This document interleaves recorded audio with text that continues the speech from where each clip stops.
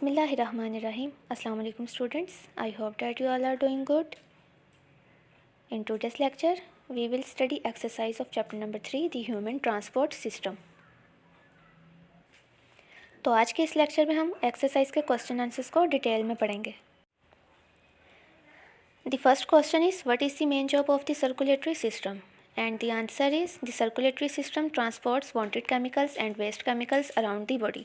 तो circulatory system क्या job perform करता है हमारी बॉडी में? ट्रांसपोर्ट करता है wanted chemicals को, यानी जिन केमिकल्स की हमारी बॉडी को ज़रूरत होती है, और वेस्ट केमिकल्स को जिनकी हमारी बॉडी को ज़रूरत नहीं होती. तो इन सारी चीज़ों को वो ट्रांसपोर्ट कर रहा होता है. जो ज़रूरी होते हैं उनको उन पार्ट्स तक ट्रांसपोर्ट करता है जिन पार्ट्स को ज़रूरत होती है, और वेस्ट केमिकल्स को हमारी बॉडी से रिमूव करवाता है. The second question is, name 4 of the material carried by the blood, and the answer is, the materials carried by the blood include: first, dissolved food; second, water; third is oxygen; and the fourth is carbon dioxide and the other waste materials. तो ये सारे वो materials हैं जो कि हमारा blood जो है वो कैरी करवा रहा होता है हमारी बॉडी में. The third question is, how much blood is there in the body of an adult human being? तो adult human being की बॉडी में कितना ब्लड मौजूद होता है, यानी ब्लड की कितनी क्वांटिटी जो है हमारी बॉडी में मौजूद होती है. And the answer is, the body of an adult contains about 5 litres of blood. तो एक एडल्ट ह्यूमन बॉडी जो है उनकी बॉडी में 5 लीटर ब्लड जो है वो मौजूद होता है. The next question is, What are the 4 parts of the blood? Describe what each of them does. तो ब्लड के 4 पार्ट्स हमने बताने हैं कौन से होते हैं, और देन वो क्या फंक्शन परफॉर्म करते हैं ये भी बताना है. And the answer is, parts of blood. First part is red blood cells. ठीक है, रेड ब्लड सेल्स क्या करते हैं? Most of the cells in the blood are red blood cells which transport oxygen from lungs to every cell of the body. तो blood का एक part जो है वो कौन बना रहे होते हैं? Red blood cells. और रेड ब्लड सेल्स का फंक्शन क्या होता है? वो ट्रांसपोर्ट करते हैं ऑक्सीजन को हमारे लंग्स से हमारी पूरी बॉडी के सेल्स तक, हर सेल्स तक. The second part is white blood cells. White blood cells help to kill germs and produce substances called antibodies. These change the poisonous chemicals into harmless substances. तो second part क्या है हमारे blood का? White blood cells. और white blood cells का function क्या होता है? वो किल करते हैं जर्म्स को, प्रोड्यूस करते हैं ऐसे सब्सटेंसेस जो कि हमें इन्फेक्शन से यानी जर्म्स से महफूज रखते हैं और फाइट करते हैं, जिन्हें हम एंटीबॉडीज़ कहते हैं. देन पॉइजनस केमिकल्स को चेंज करते हैं हार्मलेस सब्सटेंसेस में.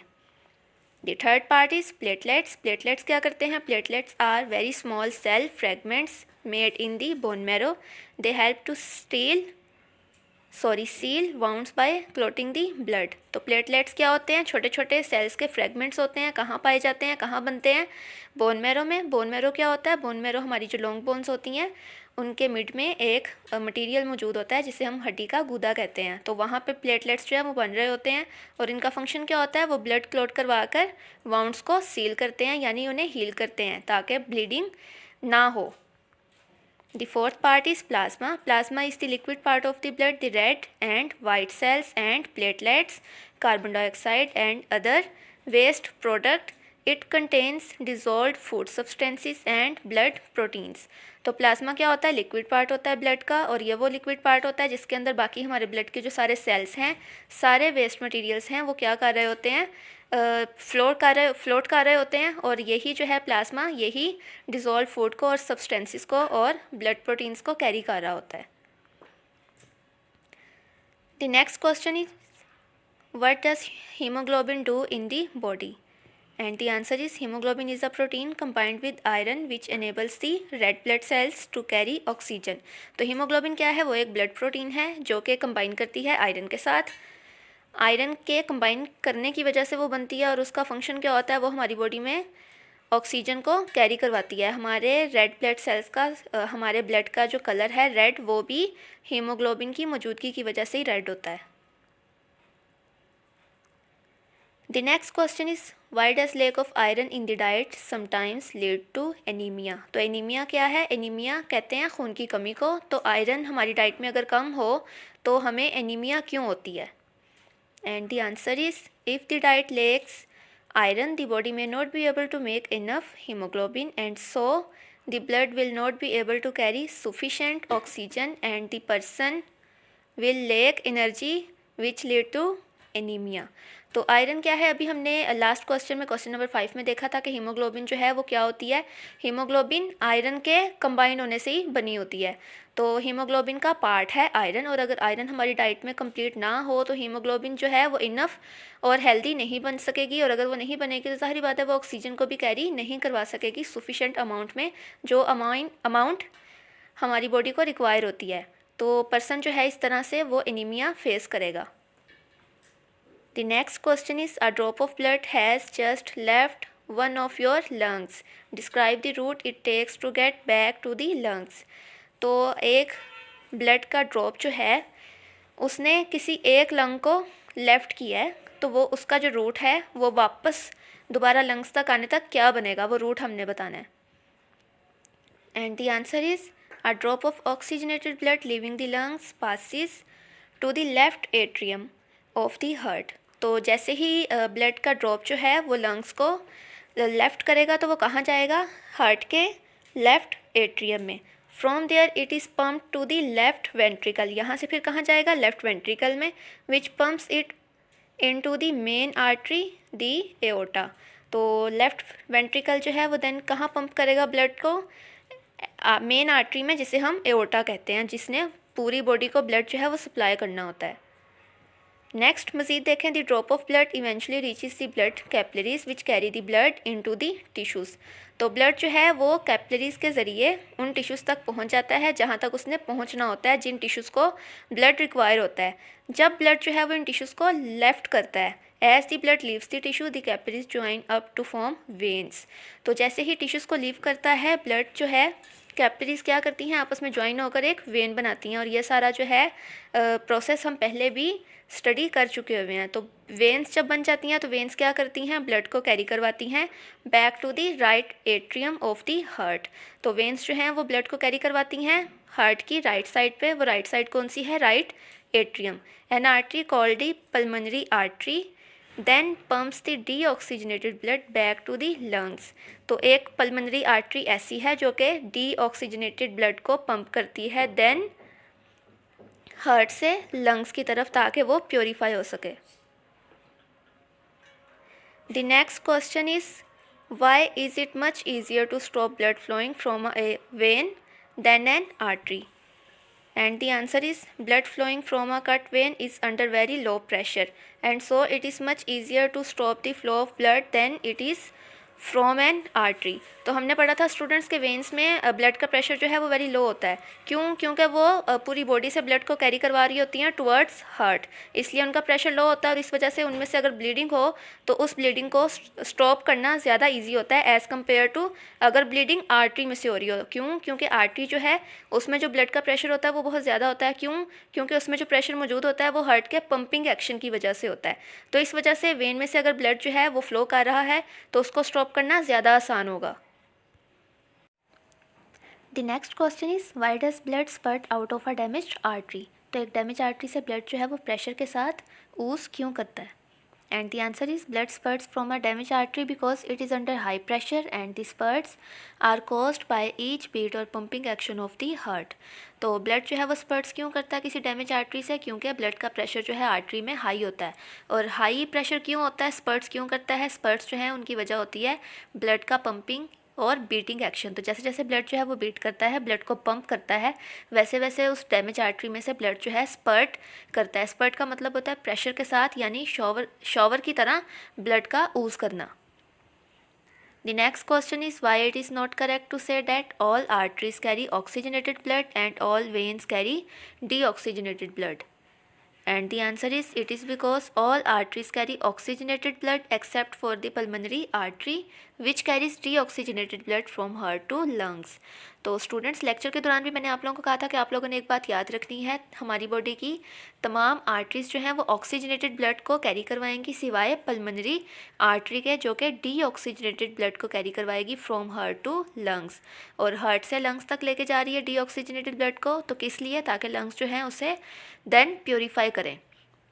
एंड देन वेन्स के बारे में देखें, All veins carry deoxygenated blood except for the pulmonary vein which carries oxygenated blood from the lungs to the heart. तो हमारी बॉडी की तमाम वेन्स जो हैं वो कैरी कर रही होती हैं डीऑक्सीजनेटेड ब्लड एक्सेप्ट सिवाय पल्मनरी वेन के जो कि कैरी करवा रही होती है ऑक्सीजनेटेड ब्लड यानी purified blood from lungs to heart. तो ये बात आप लोगों ने याद रखनी है कि pulmonary artery and pulmonary when ये दोनों आर्टरी और वेन्स जो हैं इनका फंक्शन जो है हमारी बॉडी की बाकी आर्टरीज और वेन्स से ऑपोजिट होता है. The next question is question number 11. Do on your book label diagram. तो स्टूडेंट्स एक्सरसाइज वाले पेज पे आप लोगों को एक डायग्राम मिलेगी जिसको आपने लेबल करना है. तो आप लोगों ने पहले चैप्टर को अच्छे से लर्न कर लेना है, देन उस डायग्राम को आपने लेबल करना है. The next question is how do veins differ from arteries and capillaries in their structure and function. तो स्टूडेंट्स वेन्स का, कैपिलरीज का और आर्टरीज का डिफरेंस जो है वो आपको पेज नंबर 23 पर मिल जाएगा टेबल फॉर्म में. आप लोगों ने उसको डिटेलन अच्छे से याद कर लेना है, डिटेल में याद करना है और उसका साथ आप लोगों ने स्ट्रक्चर भी देख लेना है.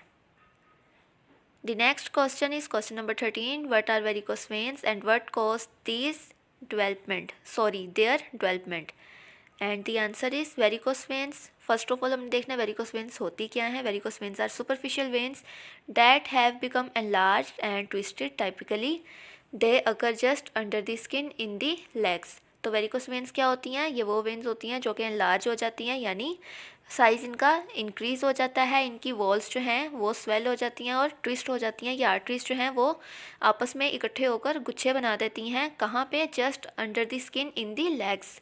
तो सुपरफिशियल का मतलब होता है यानी जो हमें हमारी अपर वाली स्किन के अंदर मौजूद होती हैं जो कि हम देख सकते हैं. तो ये वेरिकोस वेन्स भी जो हैं वो हमें लेग्स में प्रोमिनेंट नज़र आती हैं. तो नेक्स्ट उनकी डेवलपमेंट देखें कि डेवलपमेंट क्यों होती है वेरिकोस वेन्स की. तो varicose veins are caused when the valves in the veins of the legs do not work properly. तो हमने पढ़ा था स्टूडेंट्स के वेन्स में वेल्व होते हैं जो कि वेन्स में ब्लड के बैक फ्लो को रोकते हैं ताकि वेन्स जो हैं जब लेग से ब्लड जो है वो हार्ट की तरफ कैरी करवा रही हो तो ब्लड जो है वो बैक फ्लो ना करे. तो जब वेल्व्स जो हैं वो ठीक से फंक्शन नहीं करते और ब्लड जो है वो बैक फ्लो करता है वहाँ पे ज़्यादा देर तक ब्लड जो है वो पड़ा रहता है. तो क्या होता है वेन्स की वॉल्स जो हैं वो स्वेल हो जाती हैं यानी वहाँ स्वेलिंग हो जाती है और वो क्या हो जाती हैं? वेरिकोस हो जाती है जिन्हें हम वेरिकोस वेन्स कहते हैं. The next question is what type of people are prone to developing blood related disease. तो कौन से ऐसे लोग होते हैं जिनमें ब्लड रिलेटेड डिजीज़ होने के चांसेस जो हैं वो ज़्यादा होते हैं. And the answer is the people who are prone to developing blood related disease include people who are. तो वो लोग होते हैं जो कि ओवरवेट होते हैं, ईट आ फैटी डाइट, बहुत ज़्यादा जो है फैटी डाइट इस्तेमाल करते हैं. Next do not exercise enough exercise जो है वो नहीं करते. नेक्स्ट क्या है? स्मोक हैवीली, स्मोकिंग करते हैं. हैव एन इनहेरिटेड टेंडेंसी, और उनके अंदर इनहेरिटेड टेंडेंसी जो है वो मौजूद होती है यानी उनमें विरासती टेंडेंसी होती है ब्लड रिलेटेड डिजीज़ को फेस करने की. The next question is what is a pacemaker and when is it needed. Pacemaker क्या है और इसकी ज़रूरत हमें कब होती है. And the answer is pacemaker. First of all pacemaker क्या है? Pacemaker is a device which produce a small but regular pulse of electricity to the heart to keep it beating steadily. तो पेसमेकर क्या है? एक natural pacemaker जो है हमारे heart में मौजूद होता है. जब वो फंक्शन जो है नहीं करता तो उसकी जगह हम लोग एक आर्टिफिशियल पेसमेकर डिवाइस जो है वो वहाँ इम्प्लांट करते हैं. काम क्या होता है इसका? ये भी इलेक्ट्रिसिटी की पल्स को जनरेट करवाता है ताकि हार्ट जो है उसकी बीटिंग जो है वो स्टेडीली और स्मूथ हो सके. Next when we need pacemaker. तो हमने देखना है कि नीड ऑफ पेसमेकर की ज़रूरत कब पड़ती है. Pacemaker is needed by a person whose natural pacemaker is faulty. तो नेचुरल पेसमेकर का फंक्शन मैं आपको बता चुकी हूँ. तो जब नेचुरल पेसमेकर जो है वो फॉल्टी होगा यानी वो इनफ इलेक्ट्रिसिटी की पल्स जनरेट नहीं करेगा तो हार्ट जो है वो भी प्रॉपरली बीट नहीं कर सकेगा. तो देन हमें रिक्वायर्ड होता है कि हम उस फॉल्टी पेसमेकर को एक हेल्दी आर्टिफिशियल पेसमेकर से रिप्लेस कर दें. The next question is what work does a valve in the heart or a vein do? What is a faulty heart valve and how can it be repaired? तो valves जो हैं हमारे heart में और हमारी when में क्या function perform करते हैं और जब वो फॉल्टी हो जाते हैं तो उनको कैसे रिपेयर किया जाता है. And the answer is valve. What of first of all हमने देखना है कि what is valve.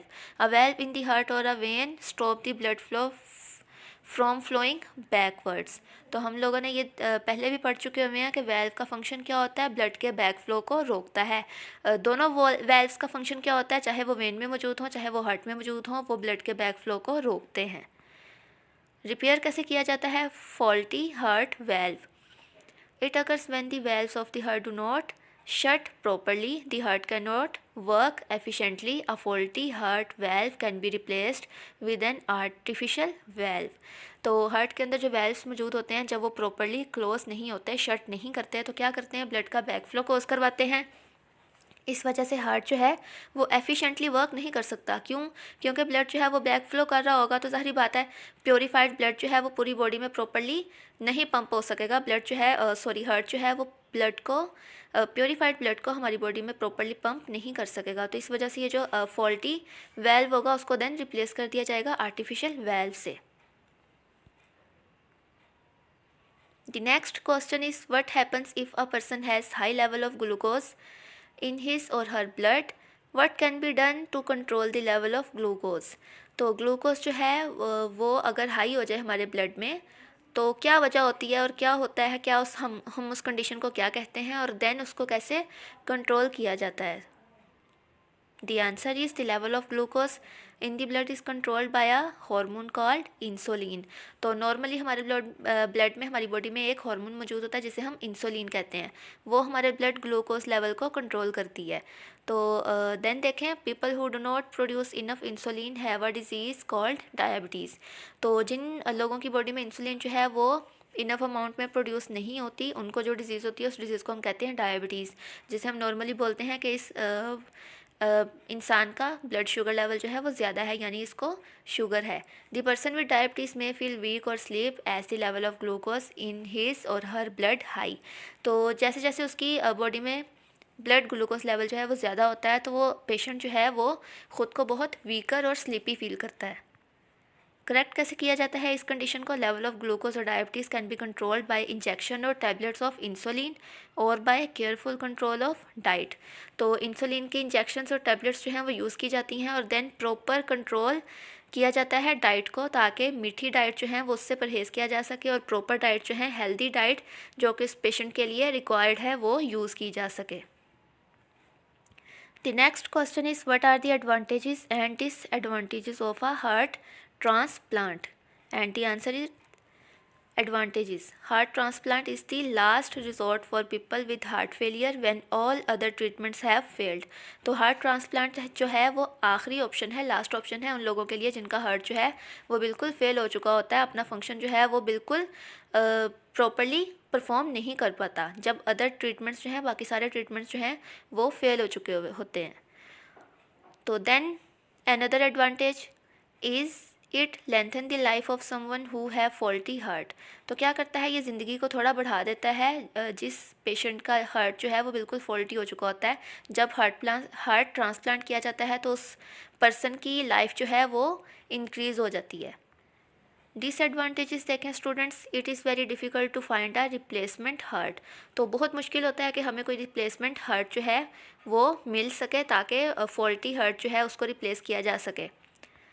Then other disadvantage क्या है, drugs have to be taken for the rest of the patient's life to reduce the risk of the body rejecting the new heart.